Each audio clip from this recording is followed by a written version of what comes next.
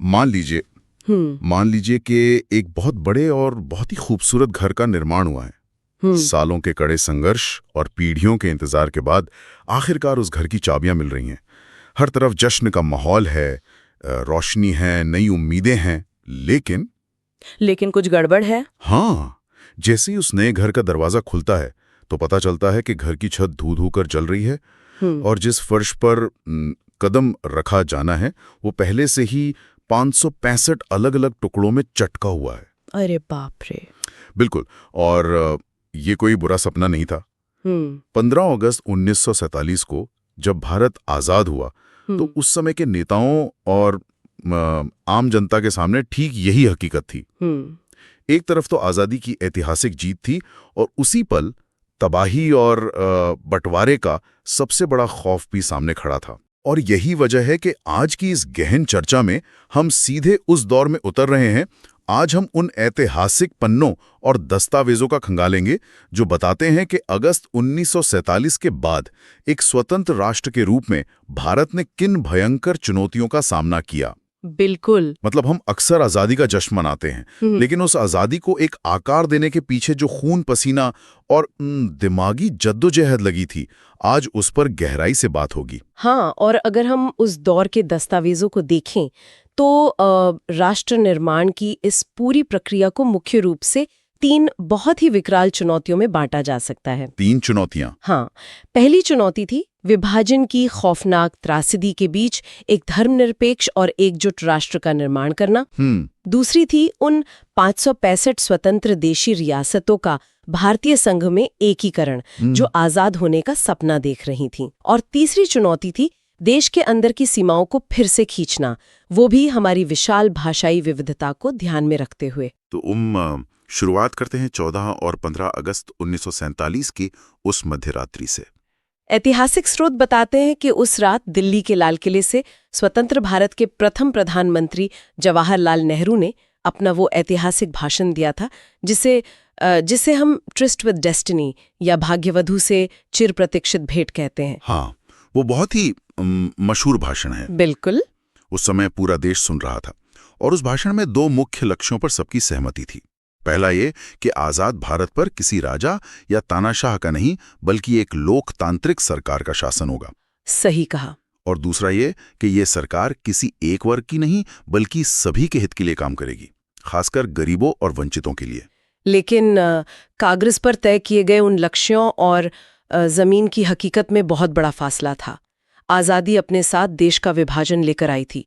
ऐतिहासिक स्रोत स्पष्ट रूप से द्विराष्ट्र सिद्धांत का उल्लेख करते हैं जिसे मुस्लिम लीग ने आगे बढ़ाया था। इस सिद्धांत के तहत ये तर्क दिया गया कि भारत में 2 अलग-अलग राष्ट्र बसते हैं, हिंदू और मुसलमान, और इसलिए धर्म के आधार पर भारत और पाकिस्तान का निर्माण होना चाहिए। रुको, यहाँ एक बात जो हमेशा बहुत उलझी भी लगती है मुझे। जब ब्रिटिश सत्ता ने देश छोड़ा तो क्या सीमा रेखा पूरी तरह से स्पष्ट थी? मतलब क्या लोगों को पता था कि वे किस देश में सो रहे हैं और अगली सुबह किस देश में उठेंगे? नहीं, बिल्कुल नहीं। और यही सबसे बड़ी त्रासदी थी।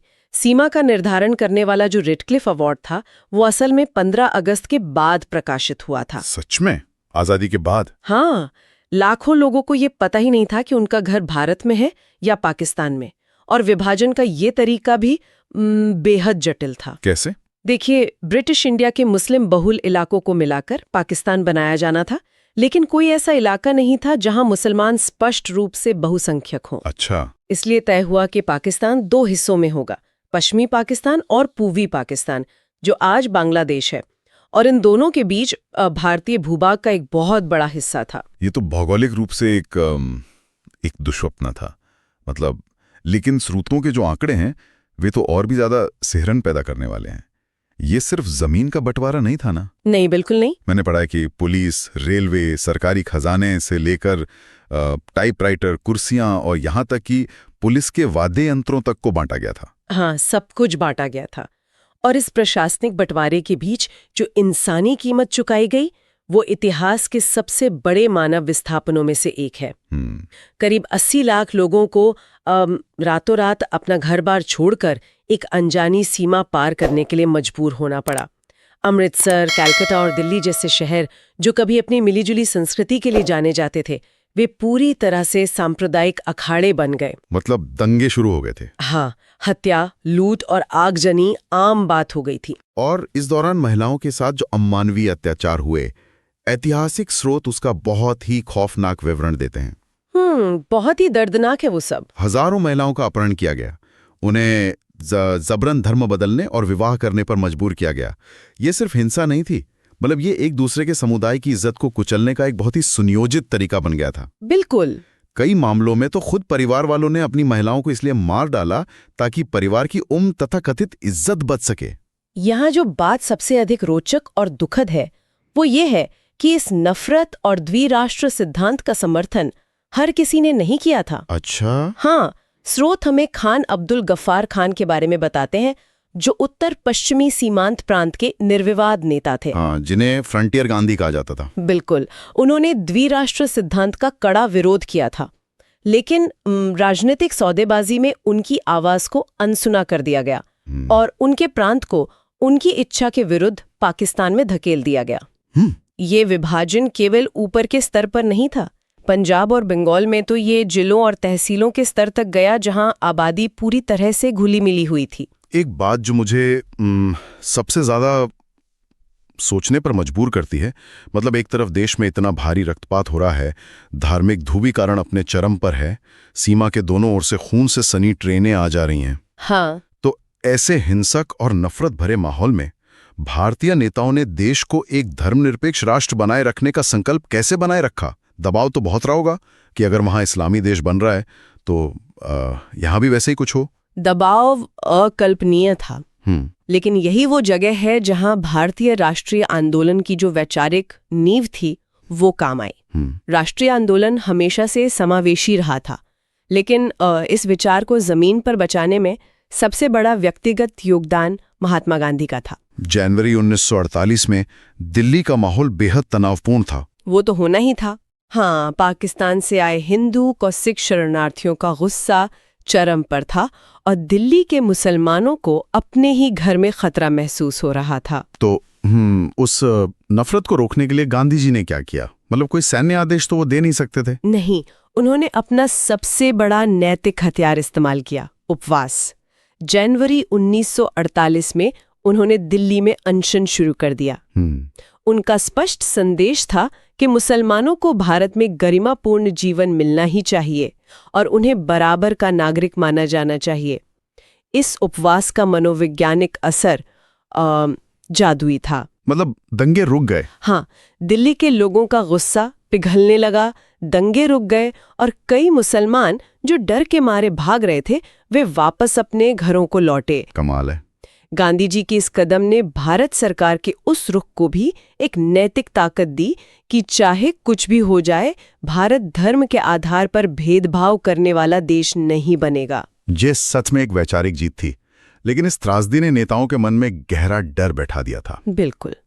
मतलब अगर धर्म के नाम पर देश के दो टुकड़े हो सकते हैं तो सोचिए कि उस समय क्या स्थिति रही होगी जब देश के अंदर ही 565 छोटे बड़े टुकड़े मौजूद थे। हाँ, वो तो एक अलग ही बवंडर था। और यहीं से हमारी दूसरी सबसे बड़ी चुनौती सामने आती है, देशी रियासतों का एकीकरण। आजादी से ठीक पहले का नक्शा अगर देखा जाए तो वो किसी स्विस चीज की तरह दिखाई देता था। स्विस चीज मतलब बीच बीच में छेद। हाँ, यानी भारतीय क्षेत्र के बीच बीच में अनगिनत रियासतें। भारत का लगभग 1/3 हिस्सा इन 565 देशी रियासतों के अधीन था और जाते जाते ब्रिटिश सरकार एक बहुत बड़ा राजनीतिक बम फोड़ गई थी। वो बम क्या था? क्या उन्होंने इन रियासतों की सीमाएं तय नहीं की थी? समस्या सीमाओं की नहीं थी। अंग्रेजों ने ये घोषणा कर दी कि ब्रिटिश राज की समाप्ति के साथ ही इन रियासतों पर से उनका नियंत्रण, जिसे पैरामाउंसी कहते हैं, वो समाप्त हो जाएगा। अच्छा। और सबसे खतरनाक बात ये थी कि उन्होंने ये फैसला रियासतों की जनता पर नहीं बल्कि वहां के शासकों यानी राजाओं और नवाबों पर छोड़ दिया कि वे भारत में शामिल हों या पाकिस्तान में। हाँ, या फिर अपना स्वतंत्र देश बना लें। अरे बाप रे, मतलब कल्पना कीजिए कि 565 राजा अचानक से ये कहने लगे कि कल से हम अपना एक अलग देश है, और वो भी भारत के ठीक बीचों बीच। बिल्कुल। अगर ऐसा होता तो भारत का नक्शा तो एक बिखरते हुए शीशे जैसा हो जाता, देश तो वहीं खत्म हो जाता। एकदम सही कह रहे हैं आप। त्रावणकोर जो आज केरल में है और हैदराबाद जैसी कुछ बड़ी रियासतों ने तो आजाद रहने की घोषणा भी कर दी थी। अखंड भारत के अस्तित्व पर सीधा और गंभीर खतरा मंडरा रहा था।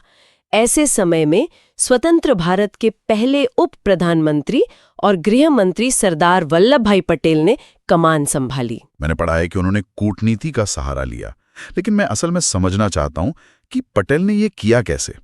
मतलब जिन राजाओं के पास अपार संपत्ति थी, अपनी सेनाएं थीं, सदियों का रुतबा था, उन्हें पटेल ने सिर्फ एक विलय पत्र या इंस्ट्रूमेंट ऑफ एक्सेशन पर दस्तखत करने के लिए कैसे मना लिया? पटेल का दृष्टिकोण बहुत ही व्यावहारिक था। उन्होंने 1947 में राजाओं को जो पत्र लिखा, उसमें केवल देश प्रेम की दुहाई नहीं थी, उसमें एक स्पष्ट चेतावनी थी। कैसी चेतावनी? उन्होंने समझाया कि अगर ये देश अराजकता का शिकार हुआ तो बगावत की वो आग इन राजाओं के महलों तक भी पहुंचेगी।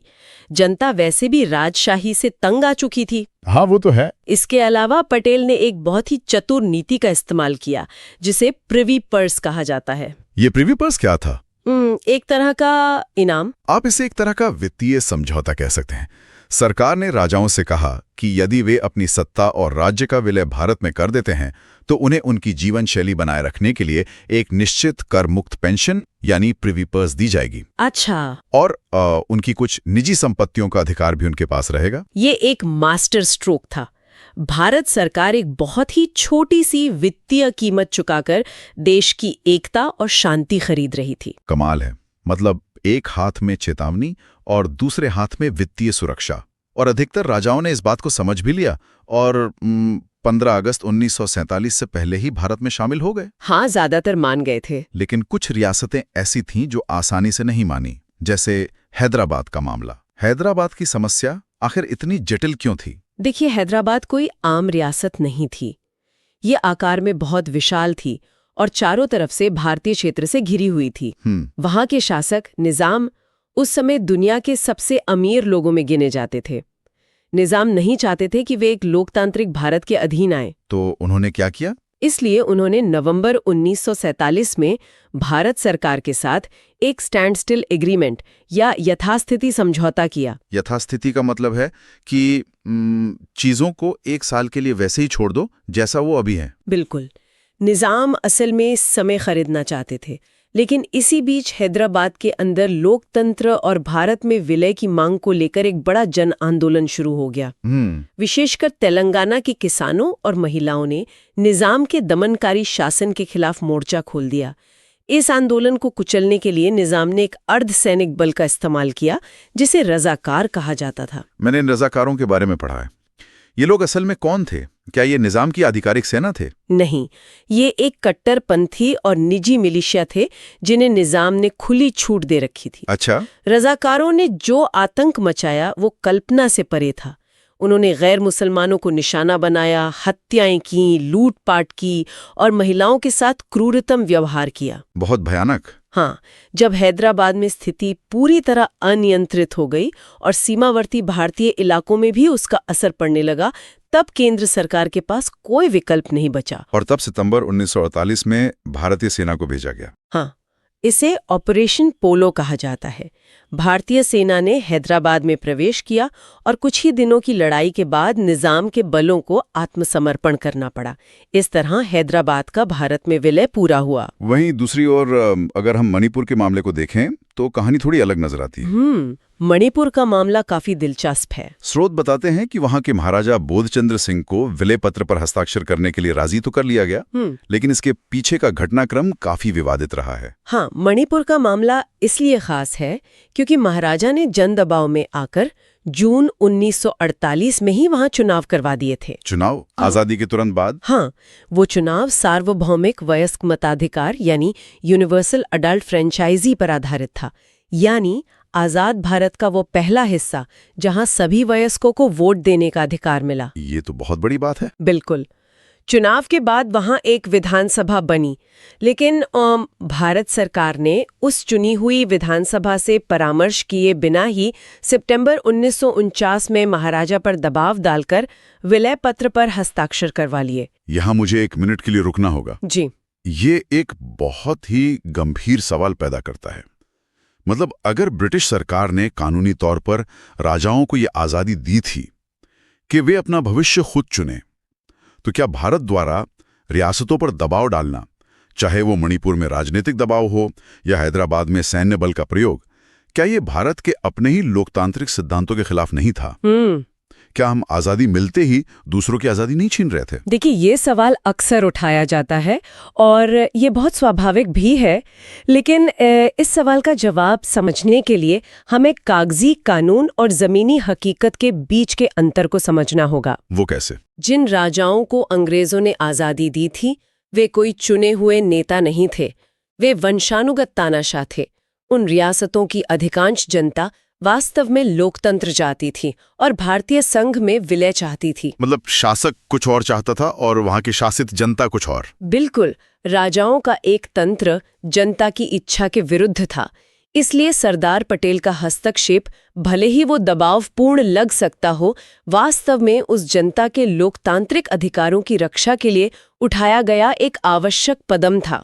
पटेल रियासतों की जनता को उन तानाशाहों से आजाद करा रहे थे। ये महज जमीन का कब्जा नहीं था, ये लोगों की लोकतांत्रिक आकांक्षाओं को पूरा करने का तरीका था। ये एक बहुत ही मजबूत नजरिया है। चलिए, तो बाहरी सीमाएं तय हो गईं, 565 टुकड़े जुड़कर एक विशाल देश बन गए, लेकिन चुनौतियां अभी खत्म नहीं हुई थी। बिल्कुल नहीं। अब बारी थी देश के भीतर की सीमाओं को खींचने की। ये कोई आम प्रशासनिक काम नहीं था, ये भारत की विशाल भाषाई और सांस्कृतिक पहचान का मुद्दा था कि आजाद भारत में राज्यों का पुनर्गठन भाषा के आधार पर किया जाएगा। अच्छा, तो ये वादा पहले ही हो चुका था। हाँ, आजादी की लड़ाई में नेताओं ने लोगों से उनकी ही क्षेत्रीय भाषाओं में जुड़कर उन्हें एकजुट किया था। लेकिन जब आजादी मिली तो नेताओं ने इस वादे से पीछे हटना शुरू कर दिया। ऐसा क्यों? क्या वे अपना वादा भूल गए थे? भूले नहीं थे, वे डरे हुए थे। 1947 के विभाजन के भयानक दर्द ने राष्ट्रीय नेताओं, खासकर नेहरू और पटेल को अंदर तक झकझोर दिया था। उन्हें ये डर सताने लगा कि अगर अब भाषा के आधार पर राज्यों को बांटा गया तो अलग अलग भाषाई समूह अपने लिए अलग देश की मांग कर सकते हैं। मतलब देश के और टुकड़े हो सकते हैं। बिल्कुल, उन्हें लगा कि इससे अलगाववाद फैलेगा और देश की नवगठित एकता एक बार फिर टूट जाएगी। इसलिए उन्होंने इस मुद्दे को कुछ सालों के लिए टालना ही बेहतर समझा। लेकिन लोकतंत्र में आप जनता की भावनाओं को बहुत लंबे समय तक टाल नहीं सकते। एकदम सही। और इसका सबसे बड़ा विस्फोट हुआ पुराने मद्रास प्रांत के तेलुगु भाषी क्षेत्रों में, जो आज का आंध्र प्रदेश है। वहां लोग कह रहे थे कि हमारी भाषा अलग है, हमारी संस्कृति अलग है, हमें अपना राज्य चाहिए। लेकिन सरकार झुकने को तैयार नहीं थी।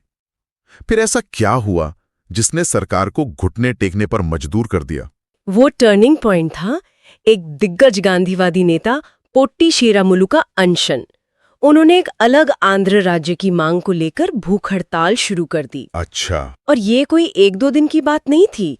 उनका अनशन 56 दिनों तक चला। 56 दिन? हाँ, और 56 दिनों के बाद उनकी मृत्यु हो गई। इस घटना ने पूरे तेलुगु भाषी क्षेत्र में आग लगा दी। भारी जन आंदोलन हुए। विरोध प्रदर्शन इतने तीव्र और हिंसक हो गए कि कई विधायकों ने इस्तीफे दे दिए। बाप रे। अंततः दिसंबर 1952 में प्रधानमंत्री नेहरू को दबाव में आकर एक अलग आंध्र राज्य बनाने की घोषणा करनी पड़ी। और एक बार जब आंध्र राज्य बन गया तो ये एक चेन रिएक्शन की तरह था। बिल्कुल। देश के बाकी हिस्सों से भी भाषा के आधार पर राज्यों की मांग उठने लगी। इसी दबाव का नतीजा था कि 1953 में राज्य पुनर्गठन आयोग बनाया गया और अंततः 1956 का राज्य पुनर्गठन अधिनियम पारित हुआ। और इसके तहत भारत में भाषाई आधार पर 14 राज्यों और 6 केंद्र शासित प्रदेशों का निर्माण हुआ। और इस पूरी प्रक्रिया का जो परिणाम निकला वो उन तमाम आशंकाओं के बिल्कुल विपरीत था जो हमारे शुरुआती नेताओं के मन में थी। हाँ, एकदम उल्टा हुआ। हाँ, और ये बात मेरे लिए इस पूरी चर्चा का सबसे दिलचस्प और एक तरह से आहा मोमेंट है। शुरुआत में नेताओं को लगा था कि अगर हमने भाषाओं को अलग अलग मान्यता दी तो देश टूट जाएगा, लोग अलग हो जाएंगे। लेकिन परिणाम बिल्कुल इसके उलट साबित हुआ। ये तो वैसा ही है जैसे आप किसी इंसान को मुट्ठी में कस के भींचने की कोशिश करें कि कहीं वो भाग ना जाए, तो वो छटपटाएगा। बिल्कुल सही। लेकिन अगर आप मुट्ठी खोल दें, उसे आज़ादी दें, उसकी पहचान का सम्मान करें, तो वही इंसान अपनी मर्जी से खुशी खुशी आपके साथ खड़ा रहेगा। बहुत ही शानदार उपमा दी है आपने। अगर हम इसे व्यापक ऐतिहासिक संदर्भ से जोड़कर देखें तो क्षेत्रीय मांगों को स्वीकार करना और भाषा के आधार पर नए राज्य बनाना एक अत्यंत दूरदर्शी और लोकतांत्रिक कदम था। इसने अलगाववाद को बढ़ावा देने के बजाय विविधता में एकता के विचार को असल में जमीन पर मजबूत किया। जब लोगों को ये यकीन हो गया कि इस नए देश में उनकी संस्कृति, उनका पहनावा, उनकी भाषा पूरी तरह से सुरक्षित है, तो इस राष्ट्र के प्रति उनकी निष्ठा और भी गहरी हो गई। सच में भाषाई राज्यों ने भारत को तोड़ा नहीं, बल्कि उसे एक ऐसे धागे में पिरोया जो आज तक नहीं टूटा है। तो अगर हम आज के इन सभी ऐतिहासिक दस्तावेजों और इस पूरी चर्चा का सार निकालें तो तस्वीर बहुत साफ हो जाती है। 1947 के बाद भारत का सफर केवल एक औपनिवेशिक सत्ता से आज़ादी पाने तक सीमित नहीं था। एक तरफ विभाजन के उन गहरे और खूनी घावों को भरना था, जहां गांधी जी के नैतिक प्रभाव ने एक धर्मनिरपेक्ष लोकतंत्र की लौ को बुझने नहीं दिया। दूसरी तरफ सरदार पटेल की अथक कूटनीति और दूरदर्शिता से उन 565 रियासतों को जोड़कर एक भौगोलिक एकता हासिल की गई। और इसके साथ ही आंतरिक मोर्चे पर 1956 के राज्य पुनर्गठन अधिनियम के जरिए देश ने अपनी उस सांस्कृतिक बहुलता को स्वीकार किया जो हमारी सबसे बड़ी ताकत है। बिल्कुल। मैं सोचती हूँ ये राष्ट्र निर्माण की एक ऐसी ऐतिहासिक सफलता थी जिसकी मिसाल दुनिया के किसी भी अन्य पोस्ट कॉलोनियल देश में शायद ही देखने को मिले। ये एक अविश्वसनीय सफर रहा है, लेकिन सुनने वालों के लिए यहाँ जाते जाते एक विचारोत्तेजक सवाल छोड़ना बहुत जरूरी है। वो क्या? स्रोत ये भी स्पष्ट करते हैं कि भारत के अंदर नए राज्य बनने की प्रक्रिया 1956 में ही खत्म नहीं हो गई थी। हाँ, ये तो चलती रही। 1960 में भारी जन आंदोलन के बाद ही बंबई प्रांत से अलग होकर महाराष्ट्र और गुजरात बने। 1966 में पंजाब से अलग होकर हरियाणा और हिमाचल प्रदेश का निर्माण हुआ। और ये सिलसिला 2000 के दशक में भी जारी रहा, जब उत्तराखंड, झारखंड और छत्तीसगढ़ बने और बाद में तेलंगाना भी। तो अब सोचने वाली बात यह है कि आज भी जब भारत के विभिन्न हिस्सों में नए राज्यों की मांग उठती है, तो क्या वो उसी प्रशासनिक दक्षता और क्षेत्रीय पहचान के बीच का संघर्ष नहीं है जिसका सामना हमारे संस्थापकों ने 1950 के दशक में किया था? बिल्कुल, सवाल तो वही है। क्या एक आदर्श राष्ट्र के निर्माण की प्रक्रिया कभी पूरी तरह से समाप्त होती है, या ये एक निरंतर चलने वाली